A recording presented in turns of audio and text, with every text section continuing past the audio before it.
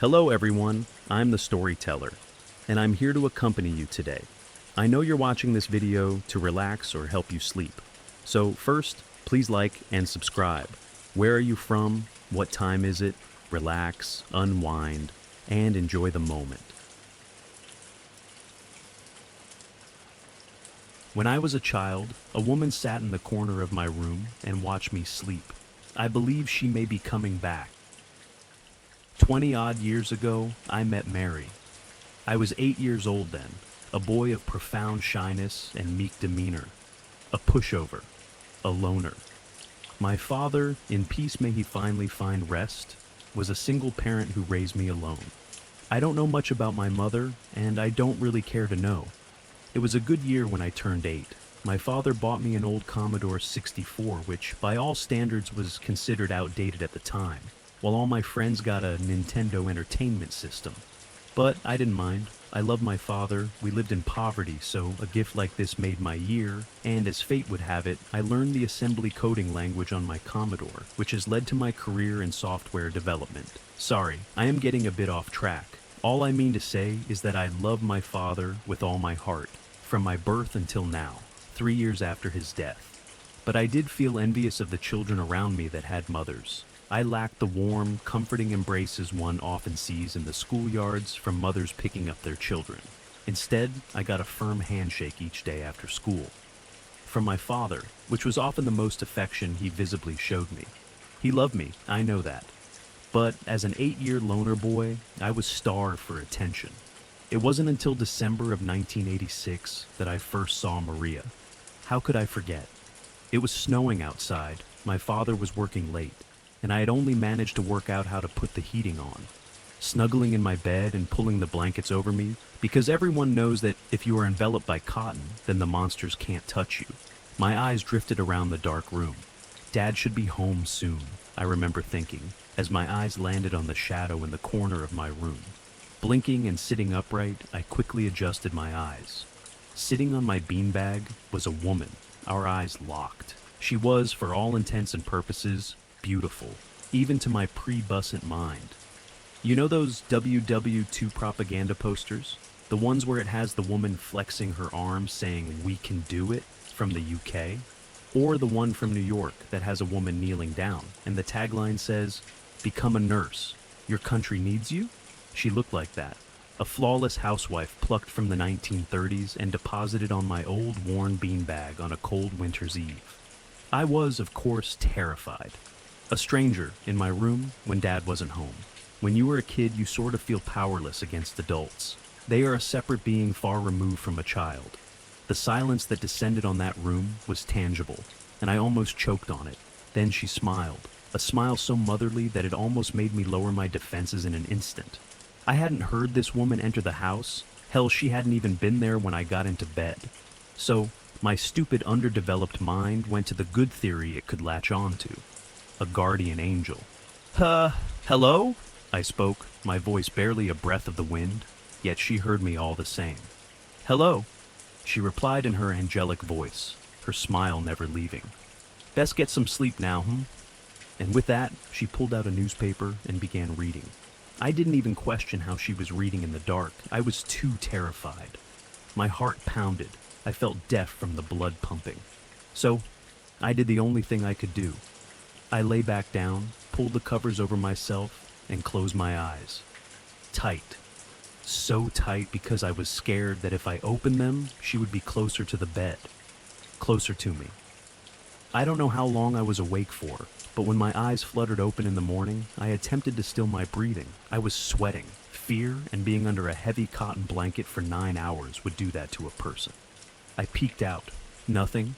Just my empty room. A loner once more. Motherless once more. I carefully got up from the bed, expecting her to jump out and grab me, but she didn't. It was like she never existed, and I believed that idea. It was a nightmare, of course. How could someone sneak into the house and just appear without me realizing? I didn't tell Dad in the morning because, well, he is a hard-working man, and even as a child, I doubted he wanted to spend whatever little free time he had listening to a silly nightmare. And I was already a weird child who had a whole box of silly, fabricated stories I like to unpack with my dad. So I forgot. And the next night, I almost jumped out of my skin when the woman was there again. This time, I had fallen asleep before she had time to arrive. So, when I woke up and saw her in that same corner, sitting on the same beanbag, I cried. I didn't know what else to do. But this time, my father was home, and he came rushing in. "Dan! Boy, what's wrong?" He looked frantic, which I am not surprised about, considering I rarely ever make a scene, even to this day. "The woman!" I cried, sobbing so hard I couldn't see. I couldn't see that she wasn't there anymore. "Woman?" he asks, sitting on the edge of my bed, his heavy weight lowering it. "What are you talking about, son? Did you have a nightmare?" "No," I insisted. "Look." I managed to compose myself enough to point at the beanbag on the floor. Yet there was no one sitting there. My dad looks to the beanbag, then back to me, and at the beanbag again. He stands and gives it a kick. "Looks good to me." I didn't know what to say. What can you say to convince someone in that situation? So I got him to search my room. After every nook and cranny was checked, I somehow managed to convince him to sleep in my room for the night. I barely slept. All evidence pointed to the fact that this woman wasn't real. All evidence except the slight groove on the beanbag. As you can probably imagine, she came back the next day, and the day after that. So I will spare you the details and skip a week ahead. I had finally gotten the courage to talk to her again. "Hello," I whisper, repeating our first and only conversation. "Hello," she replied, meeting my gaze and smiling. "Best get some sleep now, Why are you here?" I don't know why I asked that out of everything. "Just waiting till it's time, dear." There was no elaboration, so I pushed. "Time for what?" I could barely just make out her face in the darkness. Her eyes were a perfect blue, her hair blonde and put up into a bun. Her face was beautiful, flawless. And that was kind of scary. "Time for you to go to sleep? Now? Close those eyes?" She urged in a kind way. Once again I saw her reach to the ground, and she produced a newspaper, flipping it to a page and beginning to read. I fell asleep a little easier that night. I have no idea how with a stranger sitting in the corner of my room, but I did. The next night, I got bolder. "Hello? Hello. Best get some sleep now, What's your name?" "My name is Mary, Daniel." "You know my name?" Of course, what kind of mother wouldn't know her own son's name? Despite everything, a small smile appeared on my lips. I was only 8 years old, and what I thought may be a guardian angel just claimed to be my mother. Naively, perhaps desperately, I believed her. "You're my mum?" She let out a small chuckle, melodic, calming. "Well, of course I am. Why else do you think I would be here?" I sat up now in bed, grinning.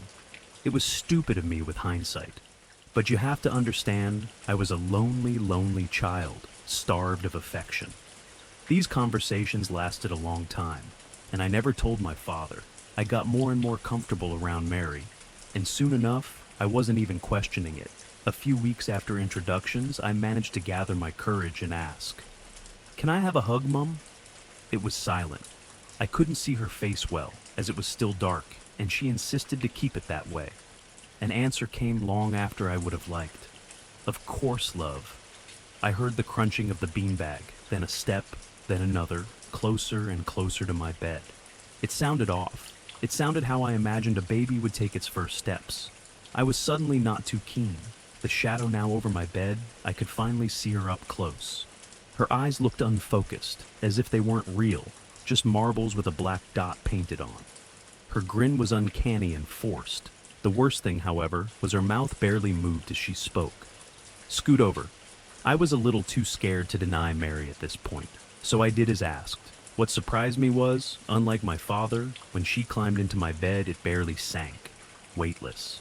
I felt an arm wrap around me and a hand land on my back, cold, stiff. She pulled me close to her bosom, and she smelled of nothing. At that moment, I was being hugged by a cold, stiff dummy. Yet, I sank into the embrace anyway, because I wanted to believe. I so wanted to believe that this was my mother, my guardian angel. Years pass, and I honestly forget Mary is there half the time. I never told my father. He never hears me speak to her at night. Mary always asks how school went, how I am feeling, if I am being bullied. It felt nice. It felt good to have a mother. Even when I reached that certain age where my interest veered towards the opposite sex, she kindly explained any questions I may have had, and showed no apparent disgust or judgment at my more exciting dreams. I never witnessed her show anger, hatred, sorrow, or fear. I only saw happiness and motherly love. At 13 years old, Mary had become so ingrained in my routine that it was normal for me. At 13 years old is also the first time I had a sleepover. My best friend Josh and I had spent weeks planning it. I never told Mary, hell, I didn't even think about it. As I said, it was normal to me at this point. Everything went great. We did what all teenage boys having sleepovers do. Drank caffeine-riddled soda, swore and looked at old Playboy magazines, and gamed into the wee hours of the morning. It wasn't until I finally got into bed that I thought about Mary. I had even replaced her beanbag with a comfy chair, something my dad never questioned. She wasn't here. Was she shy? Maybe she didn't like Josh. At around 5 a.m., I awoke to screaming. I shot up in bed and looked to my left, and I see Josh, who was in a sleeping bag on the floor, in tears, clambering into my bed and gripping me with what I could only describe as pure terror. Now, this was the age where such a thing would be seen and joked about as gay. So, for him to climb into my bed willingly, hug me like I was his only lifeline, and bury his face into my chest was not normal. It was uncharacteristic. It was scary. What the fuck? I managed to stammer out as I heard my dad rushing down the hallway. I believe the last time he had to do that was the second night of living with Mary. "It's in the closet!" he continued screaming. I have never, and to this day have not, heard anyone scream like that. My eyes darted to the closet. It was closed as it always was. I only had my clothes in there. My dad blasted through the door looking ready to fight whatever scared Josh. But he was met with an empty room with two boys cuddling in bed. As I said, this was a different age, and my dad was real old-fashioned, so at first he looked angry. He flipped the light switch on, but then he noticed Josh crying, that I looked just as scared, and he rushed over. "What's wrong, lad?" He kneels down beside the bed, putting his hand on Josh's shoulder. "Speak to me." After several nonsensical babbles, I finally made out the words closet and insect. That was it? That what he was being so dramatic about? A fucking insect? "What the hell, Josh? You scared me to death," I admonished, feeling silly, angry, and a slight bit relieved. My dad, however, was a perceptive man. His eyes trailed to the closet. He saw something that made him frown. His gaze flashed back to Josh. "What insect? Did you see? Can you tell?" Cricket or grasshopper," he blurts out, shaking. My father sighs, goes to the closet and opens it. Clothes, that was all, just like always. "No, it was huge, massive. It was watching me sleep," Josh insisted, clearly panicking. I can't remember much else of that night, since Josh was shouting and screaming so much that my house might have been mistaken for a mental asylum. Dad had called Josh's parents, who came to pick him up. He wasn't at school for the next week, and when he finally came back, he barely talked. He jumped at the slightest noise. He looked exhausted. The following night, Mary was cross. Not angry, but cross, in the way a parent talks down to a disappointing child. "I can't believe you didn't give me any warning, Dan. I could have been naked and the poor lad would get the fright of his life." The meaning is obvious in hindsight. "Now, I need to punish you. Close your eyes." It was strange to say the least, but I followed her instructions for reasons I still do not know. I still have a scar from where she bit me. "There," she panted. "Now, be a good boy and get some sleep. We are close to the big day." 3 weeks after the incident, he was found dead in his bedroom, ears bleeding. His parents say that on the night he died, the sound of the crickets in the garden was overwhelming. Never before had they seen such activity. A passing note to most, a terrifying reveal for me. The night after Josh's death, I asked Mary why she wasn't at my sleepover. "Well, you don't need your old mother ruining your boy's night, do you?"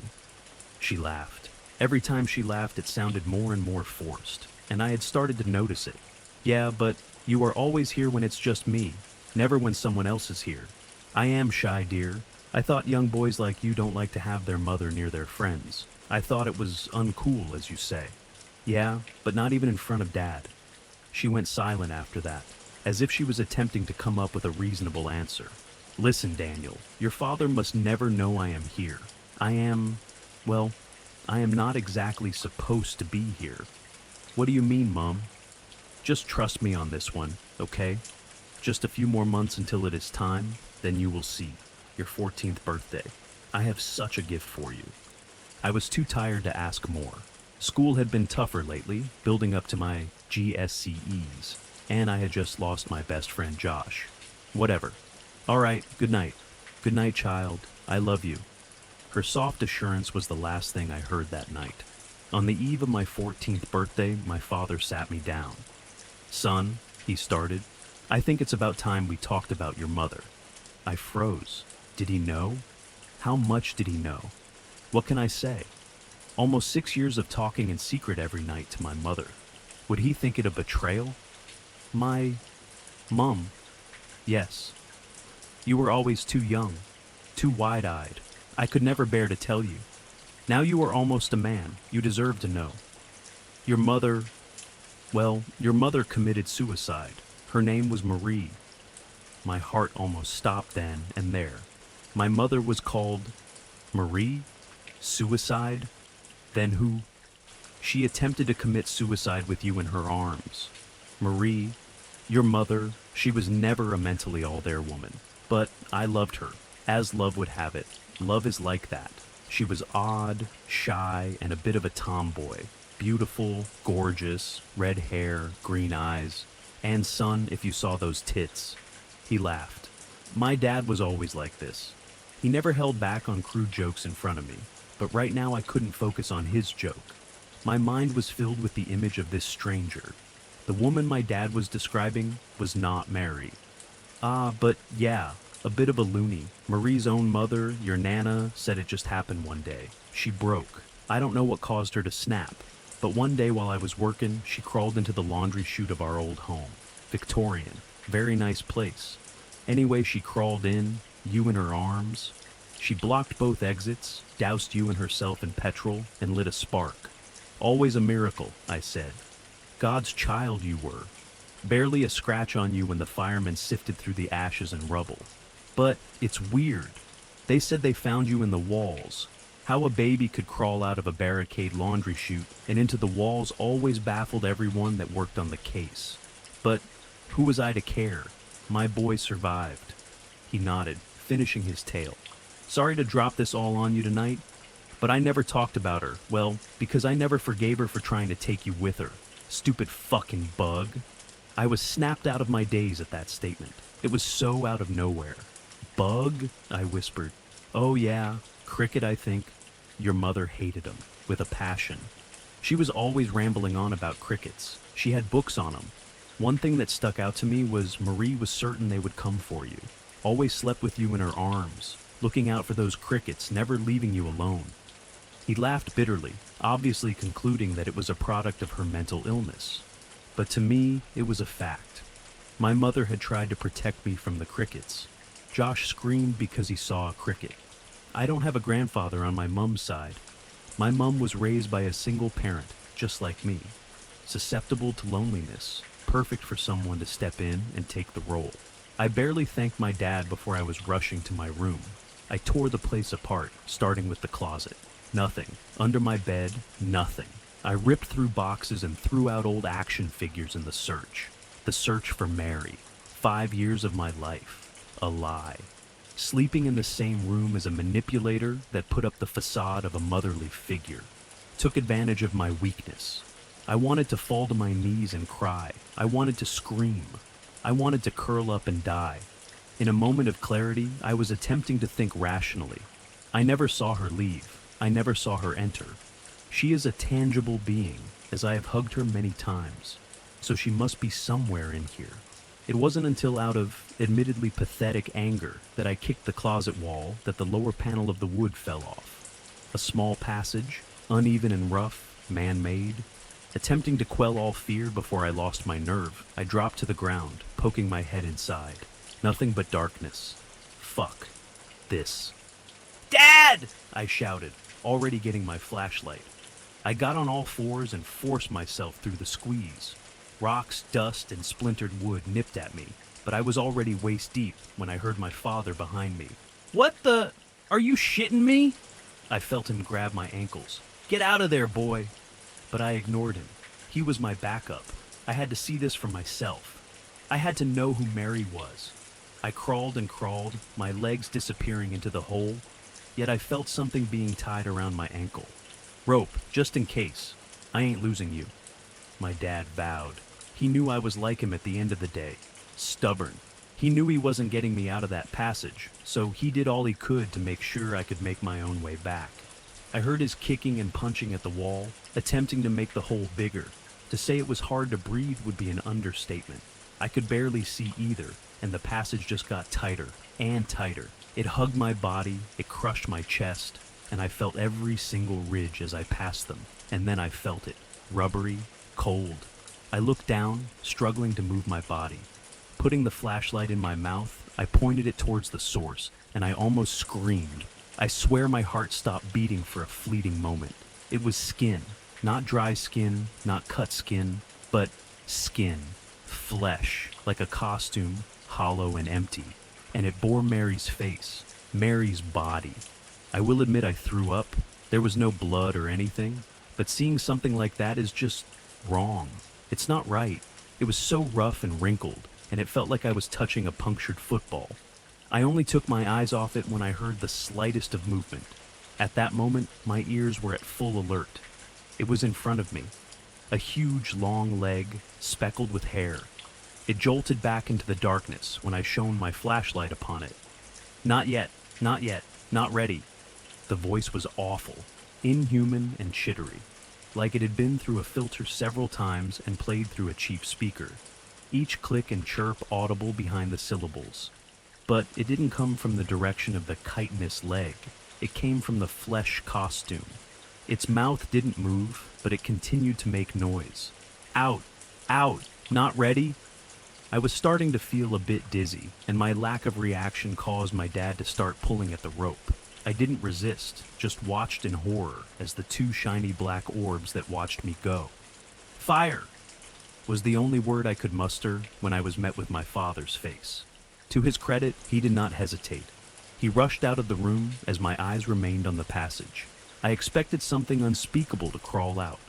The same unspeakable thing that had been wearing a woman's fleshy skin and watched me sleep each night. The thing that hugged me, the thing that told me everything would be okay. But nothing came.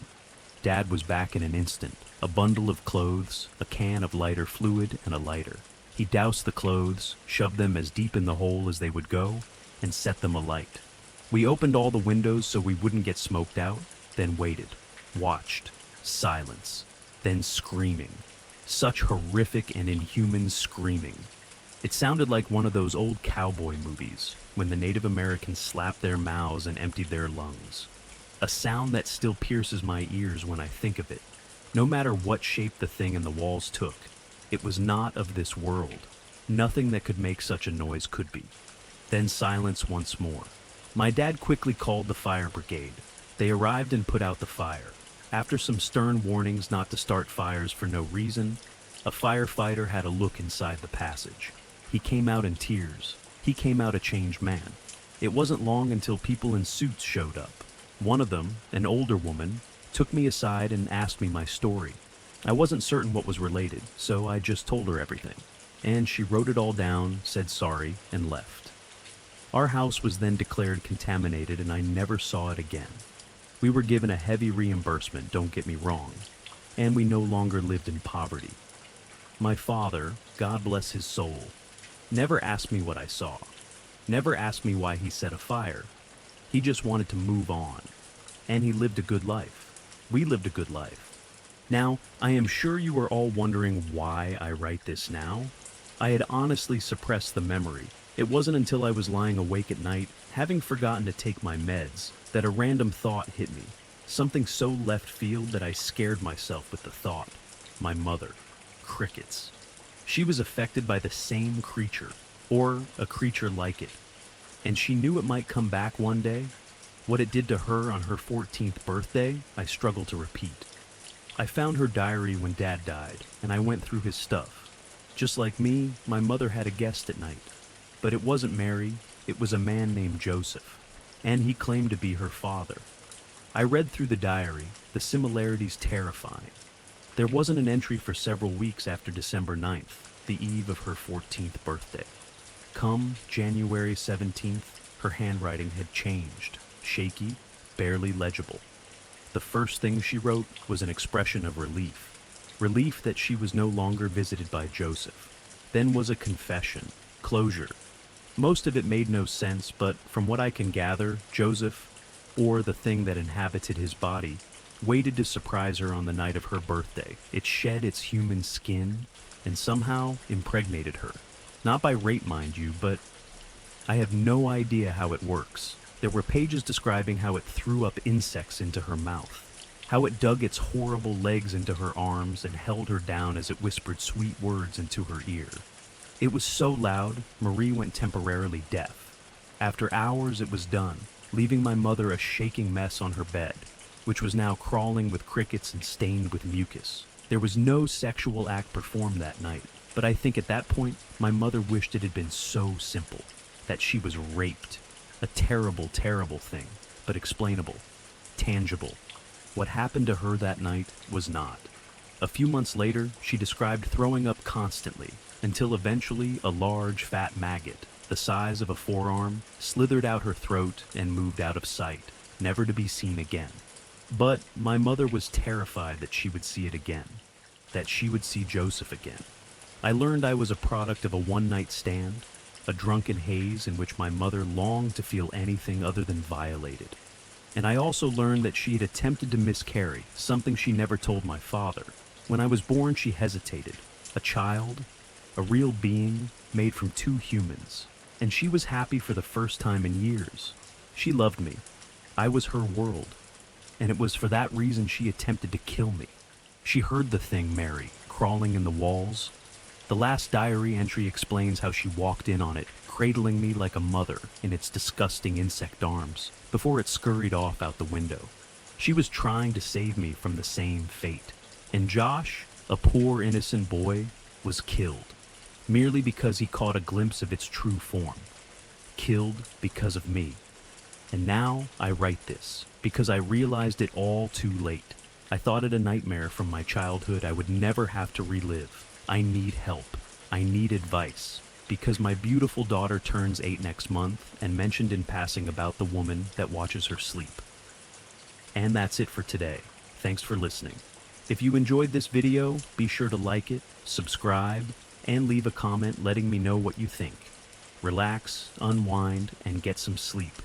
See you in the next video.